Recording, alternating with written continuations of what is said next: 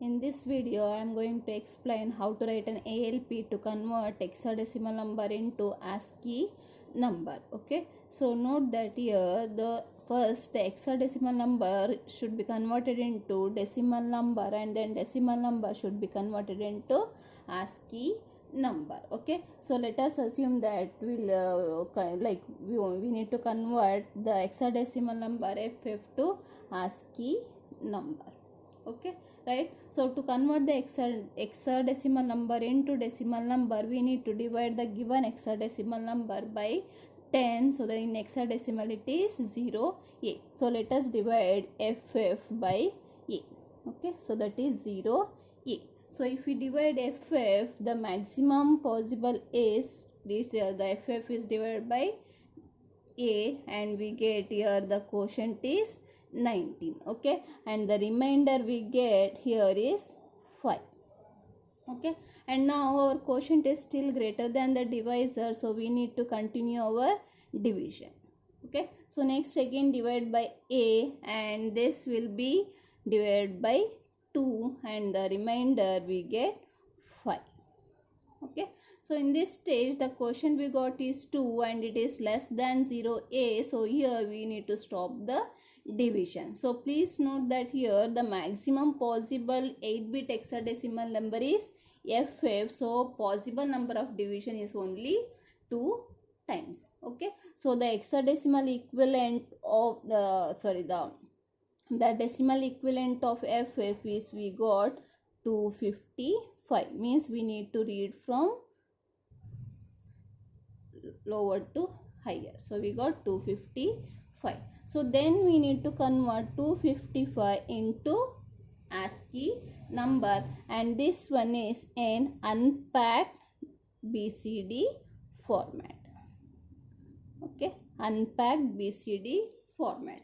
So this 2 is actually, it is represented like this. It is all our higher order, higher 4 bits are 0, 0, 0, and the lower bit is 0, 0, 1, 0. This is 2.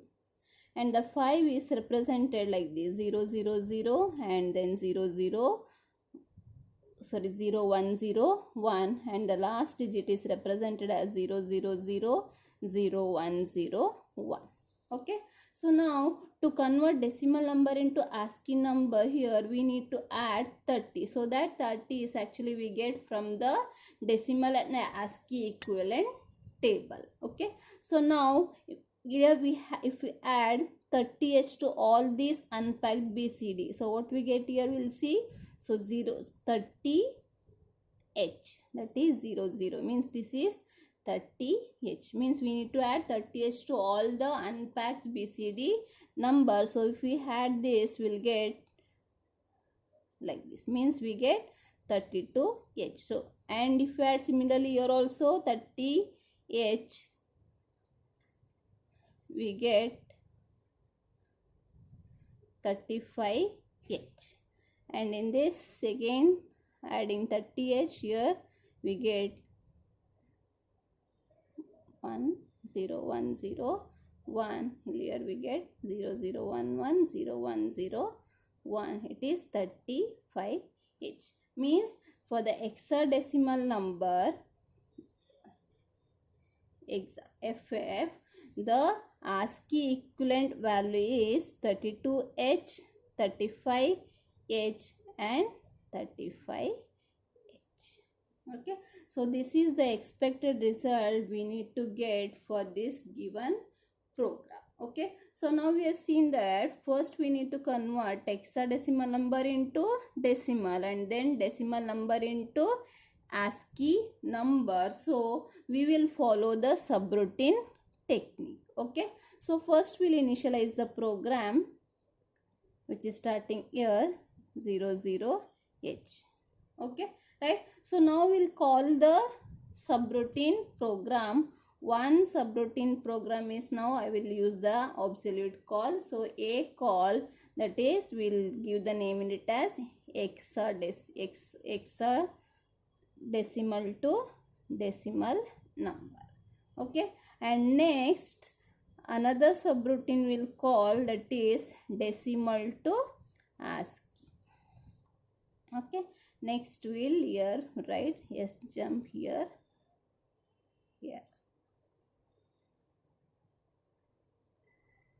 Okay, right. So now this is our main program. Okay, this is our main program.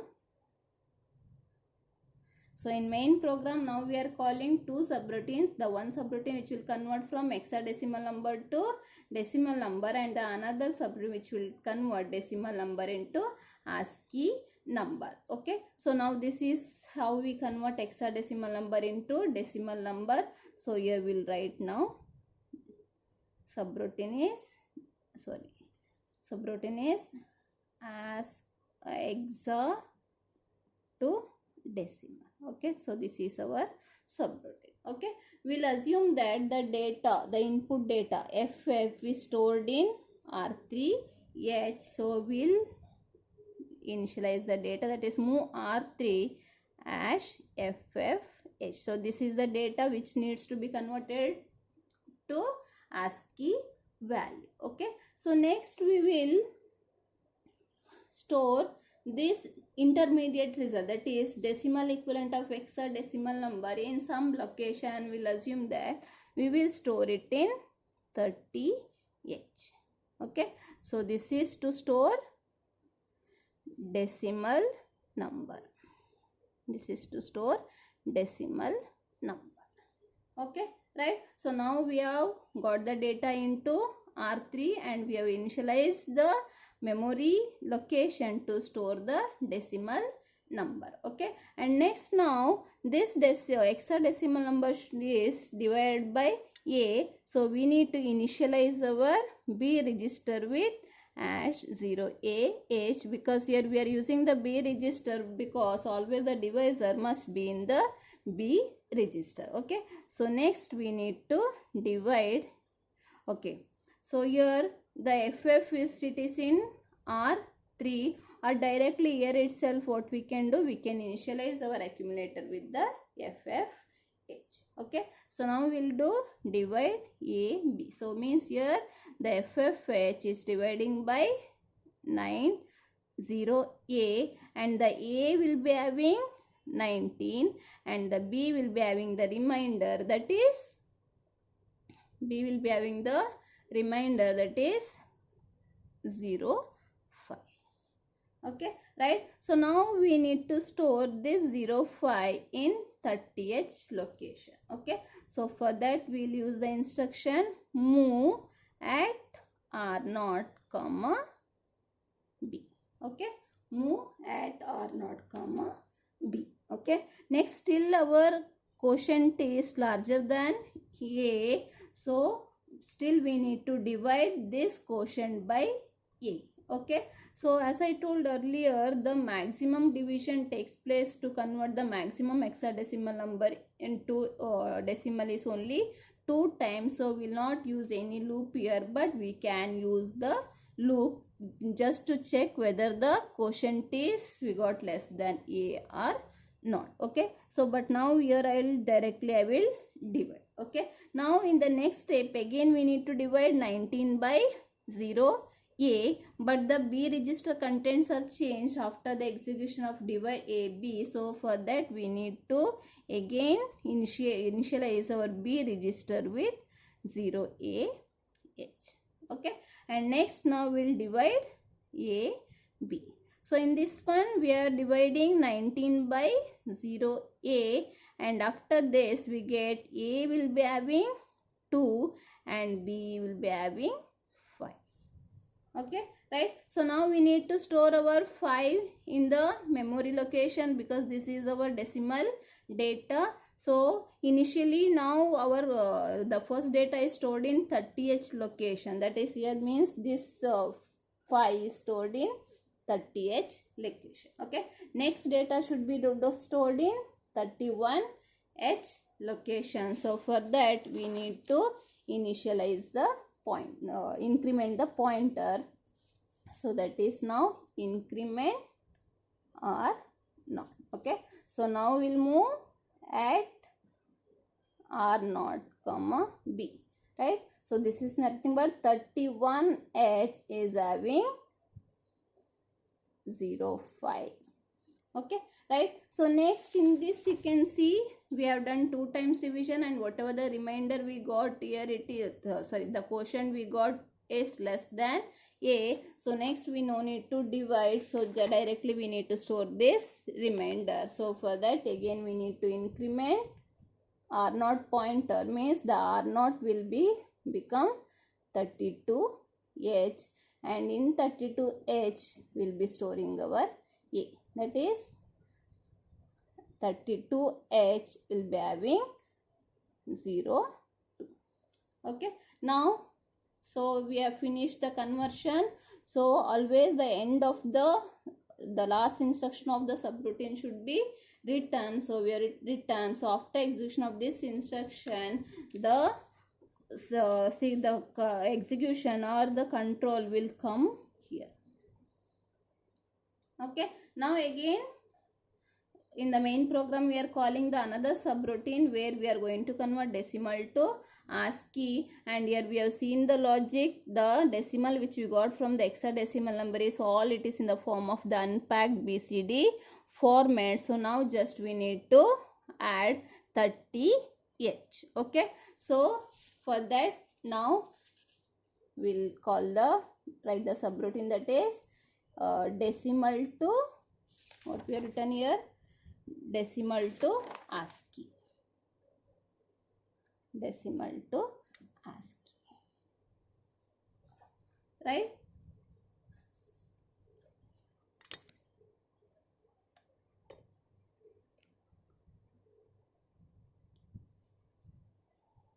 Okay, right? So now again we need to convert this converted decimal converted hexadecimal converted decimal data, that is 255. So for that purpose again we will initialize our r naught with the 30h just to access the LSB of our decimal number. Okay, next now we will initialize r1 as 40h. This is to store the ASCII number. Okay, this is to store the ASCII number. Okay, so now in this case we are to convert 255 into ASCII number, we are adding 30h 3 times. Okay, so instead of repeating the same instruction we can make use of the loop. Okay, so for that we need to initialize the counter. Okay, so now the question is what should be the counter value. Okay, so now actually we have taken the maximum, the bit example is FF, and we got the decimal number bits are 3. So if I take 0 to FF, then the maximum digits we get 0555, means maximum we need to add 33 times. So we'll initialize move R2 comma ash 03h. Okay, right? So next we need to convert first number, that is this one 5 into ASCII number. So for that we will access move a comma at r naught, means a will be having now 0 0 0 0 0 1 0 1. Okay, then I'll do ORL A with ash 30h. Okay, so now if you do like this or operation like this instruction will do ORing of contents of accumulator with the 30h. Usually this ORL we use just to concatenate the numbers. Okay, so we get here 0 0 1 1, and this is always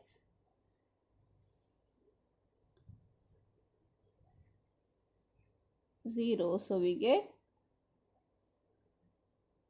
35. So first number we got, and that will store in the location 40h location. So for that we'll use move at r1 comma e.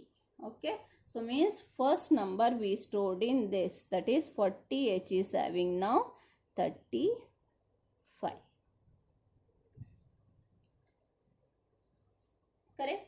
Next, we need to get the second data, that is second data is 5 and the second data is stored in 31H. So to get the access, we need to increment our pointer, that is increment R0. Okay. Similarly, we need to increment R1 also to store the next ASCII number. Okay. So now we need to check that whether we have converted all the decimal numbers into ASCII. For that we use the instruction DJNZ and the register or the counter register taken it is R2 and repeat. It means if the R2 is not 0, then we need to repeat. Correct? So repeat here it is. This should come here. Means to access the next data. Okay. So for example, now the R2 is initially we have initialized with 03H. Now it is, if it is decremented, means R2 will become 02. Right. So now R2 is not 0. So the control will go to this instruction and it will access the next data. That is the next data is again it is 5. Okay. So again we get the in 41H we will get 35. Okay, right? So next again R2 is decremented to 1 and still R2 is not 0. So the control will go back to this instruction and then here it will access the next data, that is 2. Okay, and this will add. So 42H will be having 32. Okay, right? So now again R2 will be decremented, so it becomes 00. So it will come out of the loop and always the end of the instruction, the subroutine in the subroutine instruction is returned. So then it will move to, it will come here and the control stays here because we use sjump here to here. Okay, right? So like this we can, using this logic we can convert any hexadecimal number into ASCII number.